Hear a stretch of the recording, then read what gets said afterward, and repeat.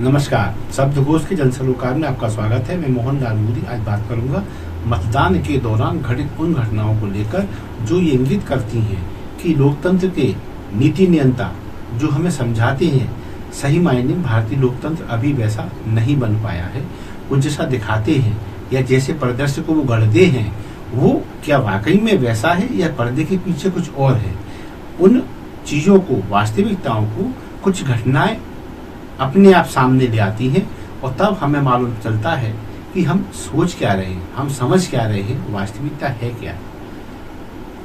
जैसा कि हमने देखा जब कल वोट डले तो हिंसा भी देखने को मिली। अब हिंसा में कोई वोट डालने वाला तो शामिल होता नहीं है। जाहिर है ये सब वो लोग हैं जो या चुनाव लड़ रहे हैं या वो जो इन्हें चुनाव लड़ा रहे हैं। और ये घटनाएं अखबारों में जो छुटपुट आती हैं तो कोई किसी पेज पर होती है, कहीं कुछ होता है तो कहीं कुछ नहीं होता है, तो हमें लगता है सामान्यतः हुआ और निकल गया, लेकिन ऐसा होता नहीं है। जब हम इसकी समरी बनाते हैं, जब इनसे एक जाई देखते हैं, तब मालूम चलता है कि उतना सामान्य नहीं है सब कुछ जितना हमें दिखाया जा रहा है। उदाहरण के लिए अभी हमने जो समरी बनाई है उसमें शुरुआत करेंगे हम मालवा से। मालवा में महू क्षेत्र है। यहाँ भाजपा और कांग्रेस के कार्यकर्ताओं के बीच में झगड़ा हुआ, गाली गलौज हुई और फिर बाद में ये बात तलवारबाजी तक पहुंच गई। इसमें कुछ लोग घायल हुए हैं। पुलिस मामले की तफ्तीश कर रही है। महाकौशल को देखें यदि तो वहां जबलपुर पूर्व विधानसभा क्षेत्र है। इसमें भाजपा प्रत्याशी अचल सोनकर, इनके और इनके समर्थकों पर हमला हो गया। इस हमले में फायरिंग भी हुई, पथराव भी हुआ। स्थिति क्या है कि पुलिस का एक एएसआई, सहायक उप निरीक्षक, सोनकर के 4 समर्थक और स्वयं सोनकर इसमें घायल हो गए। मामला इतना बढ़ गया कि इसको संभालने के लिए पुलिस को भी हवाई फायर करने पड़े। इसमें सबसे बड़ी चिंता की बात यह है, शांति का टापू कहे जाने वाले मध्य प्रदेश में इस मामले में सुअर मार बम का इस्तेमाल किया गया। यानी ये बम कुछ ऐसे होते हैं कि ये किसी खाद्य पदार्थ में लपेटकर जो सुअर को अच्छा लगता है उसको खिला देते हैं और फिर जैसे ही उसका जबड़ा उस चीज पर दबाव डालता है वो फट जाता है। तो ये बम जो है जब फेंक के मारे जाते हैं तो ये और ज्यादा घातक सिद्ध होते हैं। इन बमों का इस्तेमाल इस हमले में किया गया भाजपा प्रत्याशी के खिलाफ। तो इससे मालूम चलता है कि माहौल कैसा है। अब हम चलते हैं छतरपुर, बुंदेलखंड का छतरपुर क्षेत्र। यहाँ पर राजनगर विधानसभा क्षेत्र के कांग्रेस प्रत्याशी हैं विक्रम सिंह नाती राजा। इनके ड्राइवर की हत्या कर दी गई, ऐसा इनका आरोप है। और ये हत्या वाहन से कुचलकर इरादतन की गई, ये भी इनका आरोप है। और आरोप किस पर है? भाजपा के वहां के जो प्रत्याशी हैं अरविंद पटेलिया, उन पर और उनके लोगों पर आरोप है कि इन्होंने इरादतन हमारे ड्राइवर की हत्या की, हम पर हमला किया। और मामला पुलिस में चला गया है, दर्ज होना ही था चूंकि इसमें हत्या हो चुकी है व्यक्ति की।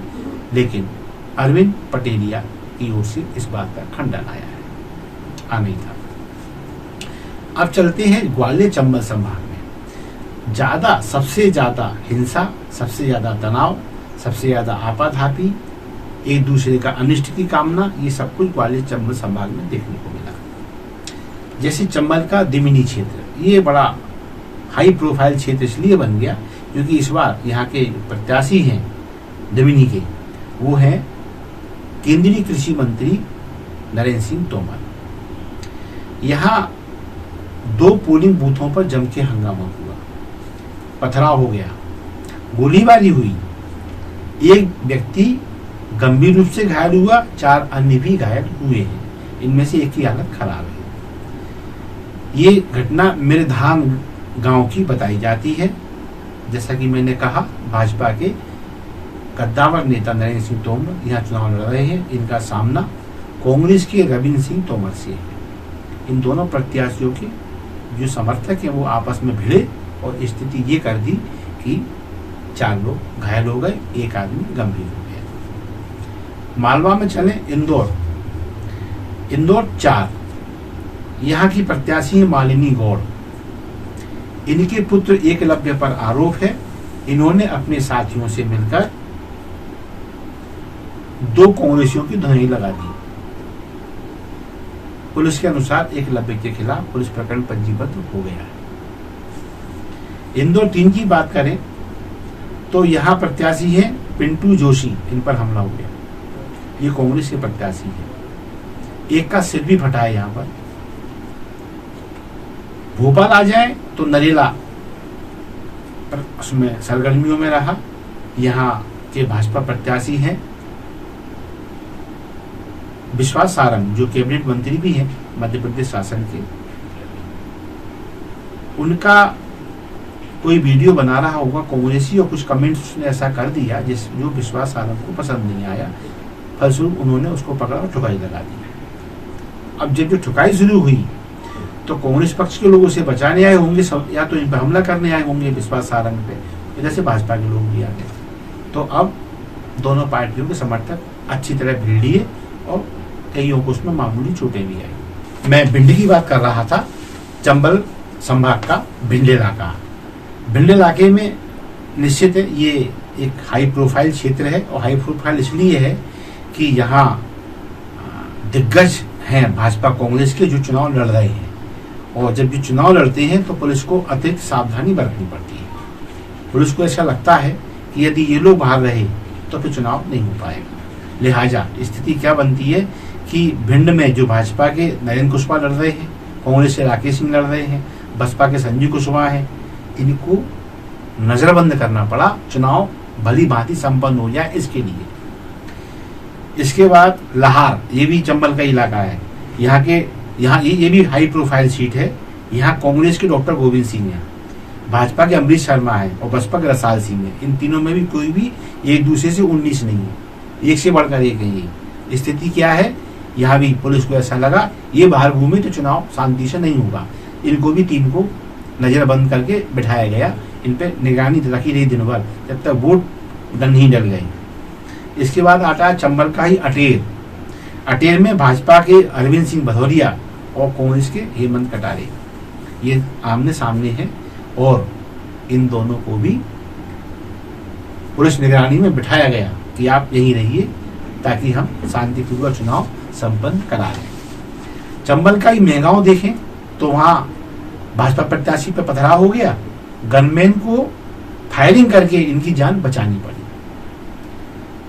मानहर क्षेत्र है, यहाँ गोलीबारी हो गई, बूथ पर गोलीबारी हुई तो आप प्रत्याशी का एक भतीजा घायल हो गया, कांग्रेस एजेंट की मार ठुकाई हो गई। भाजपा प्रत्याशी यहाँ पर कौन है, राकेश शुक्ला, ये घायल हुए हैं, इनकी गाड़ी के कांच फोड़ दिए गए। और बरहद में कांग्रेस प्रत्याशी के एजेंट पर जानलेवा हमला हो गया, सिर और गर्दन पर कुल्हाड़ी मारी गई है। इसके बाद ग्वालियर आएगा तो ग्वालियर की दक्षिण सीट है, यहाँ कांग्रेस प्रत्याशी है प्रवीण पाठक, इनके भाई पर लूट और डकैती का मामला पंजीबद्ध हुआ है, प्रवीण पाठक के भाई पर। अब आते हैं ग्वालियर में ही, ये ग्वालियर दक्षिण था और ग्वालियर पूर्व की बात करते हैं। यहाँ कांग्रेस के सतीश सिकरवार प्रत्याशी हैं, है ना, इनके भाई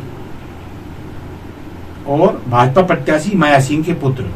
मतलब यहाँ पे सतीश सिकरवार जो पूर्व प्रत्याशी हैं कांग्रेस के, सॉरी, है ना, पूर्व के प्रत्याशी हैं, ग्वालियर पूर्व सीट का नाम है, प्रत्याशी है कांग्रेस के सतीश सिकरवार, उनके भाई को, भाजपा प्रत्याशी माया सिंह के पुत्र को, और जो मुन्ना नायर गोयल हैं उनके पुत्र को। इन तीनों नेताओं के पुत्र को भी नजरबंद करना पड़ा, तब कहीं पुलिस प्रशासन निश्चिंत होकर चुनाव करा पाए। ये कितने भले लोग हैं, देख लीजिए आप, एक भी नाम इसमें छोटा नहीं है।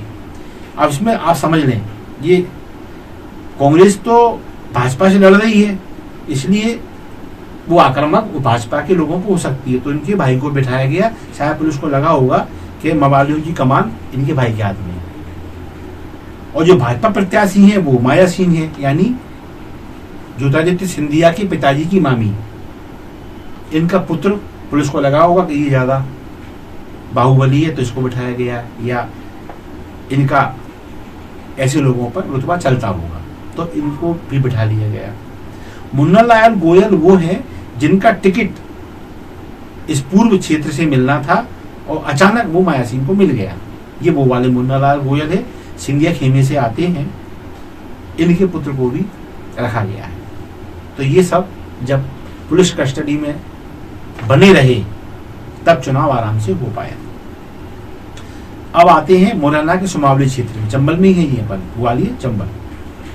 यहाँ भाजपा के प्रत्याशी हैं एंदल सिंह, ये कंसाना है। कांग्रेस प्रत्याशी हैं अजब सिंह और बसपा प्रत्याशी है कुलदीप सिंह। इन तीनों को भी जब नजरबंद कर लिया पुलिस ने, तब पुलिस ये आश्वस्त हो पाई कि हाँ अब चुनाव हो जाएगा और चुनाव करा दिया। तो कुल मिला के बात ये है कि यहाँ जो हमले हुए हैं तो करने वाले भी राजनेता हैं और जो शिकार हुए वो भी राजनेता हैं। यहाँ कहीं से भी आप ये नहीं कह सकते कि बाहर का कोई आदमी आ गया, पीट के चला गया, घायल करके चला गया, जान से मार के चला गया, गोलीबारी करके चला गया। नहीं, ये सब नेताओं के गुर्गे हैं ये, और नेता लोग ही ये सब कराते हैं। और यहाँ अब ये बाकी चीज आरोप प्रत्यारोप में उड़ाएंगे कि हमने ऐसा नहीं किया, उसने किया था। लेकिन यहाँ क्या करें कि पुलिस आपको नजरबंद कर रही है। ये किसी मूवमेंट को लेकर नजरबंद नहीं किया गया कि आप साहब कोई हड़ताल करवाने जा रहे थे, या आप कोई धारा 144 का उल्लंघन करने जा रहे थे घोषणा करके, या आपने किसी गरीब के पक्ष में, किसी जनता के पक्ष में बड़ा मूवमेंट खड़ा किया था, इसलिए पुलिस को लग रहा था कि भाई लॉ एंड ऑर्डर की स्थिति ना बन जाए तो आपको बैठा ली। ऐसा नहीं था। यहाँ इन लोगों को ग्वालियर चंबल संभाग के लगभग 1 दर्जन लोग हैं कम से कम, ये लोग, इनको इसलिए बिठाया गया पुलिस कस्टडी में कि ये बाहर घूमेंगे तो चुनाव आराम से नहीं होगा, फिर कुछ भी हो सकता है, क्योंकि यहाँ हर घर में बंदूक है, हर घर में पक्ष पैरा है। तो इससे साबित होता है, ये बहुत गंभीर बात है कि जो चुनाव लड़ रहे हैं उनको या उनके परिजनों को इसलिए बंद किया गया है, बंद नहीं कहेंगे, उसे इज्जत से बिठाया गया है पुलिस की निगरानी में, पुलिस की देखरेख में, कि ये बाहर ना निकल जाए इनमें से, क्योंकि ये बाहर निकले तो चुनाव फिर नहीं हो पाएगा। तो पुलिस का जो एटीट्यूड है इस मामले में, वो अपनी जगह सही है, क्योंकि उसकी जिम्मेदारी है कि कहीं कोई गड़बड़ नहीं होना चाहिए, तो पुलिस को ये करना पड़ता है। तो इससे मालूम चलता है कि हमारे नेता कितनी भी अच्छी बात ही करें, कितना भी लोकतंत्र को कहना चाहिए, लोकतांत्रिक भारत, लोकतंत्र की जननी, जब ये चीजें देखती है तो मालूम चलता है कि ये सब लोग, सब नहीं तो अधिकांश लोग, ये राजनीति को व्यवसाय मानकर आते हैं, इसमें करोड़ों इन्वेस्ट करते हैं। इसमें चुनाव आयोग भी सुन ले, इस चुनाव आयोग के यहाँ ये कागजों पर खर्चे दिए जाते हैं तो 1-2% ही होते हैं, ये इससे 100 गुना, 1000 गुना खर्च होता है, तब कहीं जाकर चुनाव हारे जीते जाते हैं। और जब इतना पैसा दांव पे लगेगा तो फिर हारना कौन चाहेगा, जनता के लिए लड़ कौन रहा है। ये दरअसल खोखो का मामला है। यदि हार गए तो पता पड़ा कि किसी का करोड़ों का नुकसान हो गया और किसी का कई करोड़ों का नुकसान हो गया, तो इसके लिए किसी को मारना पड़े तो मार दो, किसी को काटना पड़े तो काट दो, किसी को पीटना पड़े तो बिल्कुल पीटो, लेकिन जीतना चाहिए प्रत्याशी। इसलिए और इनकी जो कहना चाहिए मंशा है, इनकी जो गतिविधियां हैं, पुलिस से ज्यादा वाकिफ कौन होता है, पुलिस को सब मालूम होता है। ये जानते हैं कल जीत के ये पुलिस को नचाने वाले हैं, लेकिन जब पुलिस के पाले में जब बात आती है तो पुलिस इनका ये हाल करती है फिर कि आप अंदर बैठ जाओ। और कर लिया उसने, इनको बिठा के फिर चुनाव कराना पड़ा। तो मेरा मतदाताओं से कहना है, वोट तो हो गया, अब लोकसभा आएगी, तो बस कहना इतना सा है कि हम लोग पार्टियों में और सिंबलों में बट गए हैं। जब वोट करते हैं तो हम या तो देखते हैं कि हम तो बसपा के, हम कांग्रेस के, हम तो भाजपा के, हम तो सपा के हैं। इससे ज्यादा सोचाई तो हम इस जाति की, हमारा जाति का प्रत्याशी खड़ा हुआ है, या फिर इसने हमें शराब पिलाई थी, या इसने हमको साड़ियां बांटी थी, तो इसलिए हमें उसको वोट करना है। दरअसल जब आप ऐसा करते हैं तो आप एक ऐसे व्यक्ति को चुनते हैं जो विशुद्ध व्यापारी है, जो चुनाव में करोड़ों इन्वेस्ट करके अरबों कमाने के लिए आया है। उसमें आपका भला कहां से बीच में आ गया। बस इतना सा कि आपको एक दिन शराब मिल गई, एक साड़ी मिल गई, जो 5-6 महीने पड़ जाने वाली है, लेकिन 5 साल आपके बर्बाद हो गए और भारत बहुत पीछे, कई साल पीछे चला गया। आपकी थोड़ी सी तात्कालिक लालच की वजह से। तो अब आगे फिर चुनाव आते रहेंगे, तो मेरा केवल इतना सा ही कहना है कि हम जब वोट करने जाते हैं तो देखें कि हम कैसे लोगों को वोट कर रहे हैं। हम नए प्रयोगों को क्यों नहीं देखते कि कोई नया प्रयोग हो रहा है और हमें लगता है कि आदमी भले किसी पार्टी से नहीं है लेकिन वो भला आदमी है, वो 5 साल, चुनावी साल में नहीं, वो 5 साल लोगों के भले की बात करता है, लोगों का भला अपनी सामर्थ्य अनुसार करने का प्रयास करता है। तो ऐसे लोग जब चुनाव लड़ते हैं तो इनकी जमानतें जब्त हो जाती हैं। क्यों? हमें भला आदमी चाहिए नहीं है। और हम दोस्त क्या देते हैं कि नेता चोर है, नेता डाकू है, नेता बेईमान है। अरे तुम खुद चुन रहे हो उसको। एक भला आदमी कहीं खड़ा हो जाए ना पैम्पलेट छपा के 1000-500 रुपए के, तो आप खुद इसको वोट नहीं करोगे और ना करते हो। ऐसे लोगों की जमानतें जब्त हो जाती हैं। तो फिर लोकतंत्र का बहुत ज्यादा परिपक्व होना मुश्किल है। इसलिए मतदाताओं से यही कहना है, प्लीज प्लीज प्लीज आने वाले चुनावों में, अब जो आम चुनाव आने वाले हैं उनमें हम अपने नेत्र खुले रखें और देख लें कि कौन भला आदमी है, कौन हमारे लिए जीने मरने वाला है, उसको हम वोट दें, किसी भले आदमी को वोट दें। तो ये गुंडागर्दी, ये मवालीगिरी बंद हो। ये नेताओं के संरक्षण में ये गुंडे, मवाली, सटोरी, जुआड़ी, शराब बेचने, अवैध शराब बेचने वाले जो पल रहे हैं, ये शिक्षों में दिखाई दें, तब मानेंगे कि हाँ, भारत में लोकतंत्र अब परिपक्व हो गया है। आज के लिए इतना ही, फिर किसी मुद्दे के साथ सामने आऊंगा।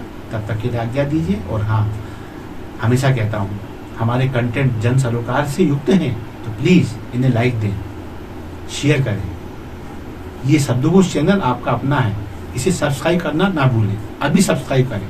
धन्यवाद। जय हिंद, जय भारत।